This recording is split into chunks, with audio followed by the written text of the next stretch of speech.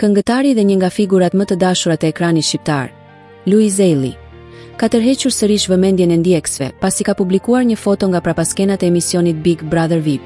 Edhe pse prania e tij në ambientet e këtij formati televiziv zgjon gjithmonë kurreshtje dhe emocion. Kësaj here vizita e Louisit nuk lidhet me ndonjë rol të ri apo angazhim profesional brenda spektaklit. Përkundrazi, ai është rikthyer në studio thjesht për të qenë pranë dhe për të mbështetur bashkëshorten e tij, moderatoren Chiara Tito, duke treguar edhe një herë anën e tij njerëzore dhe familjare. Louis Ailey mbetet një nga personazhet më ikonike që ka dalë ndonjëherë nga Big Brother VIP. Rrugtimi i tij në sezonin e dytë të spektaklit u shndërrua në një fenomen kombëtar.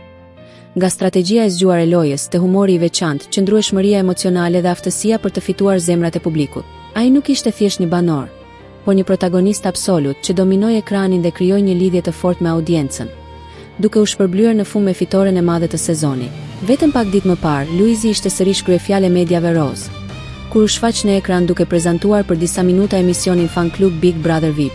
Një moment i papritur, por i mirëpritur me entuziazëm të madh nga publiku, i cili reagoi menjëherë pozitivisht, duke dëshmuar se karizma dhe prezenca e tij televizive vazhdojnë të jenë po aq të fuqishme.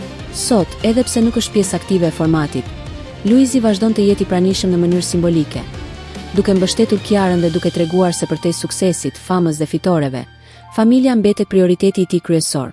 Një figurë që di të fitojë jo vetëm lojën, por edhe respektin dhe dashurinë e publikut. Nëse kjo histori ju preku, mos harroni të na mbështesni.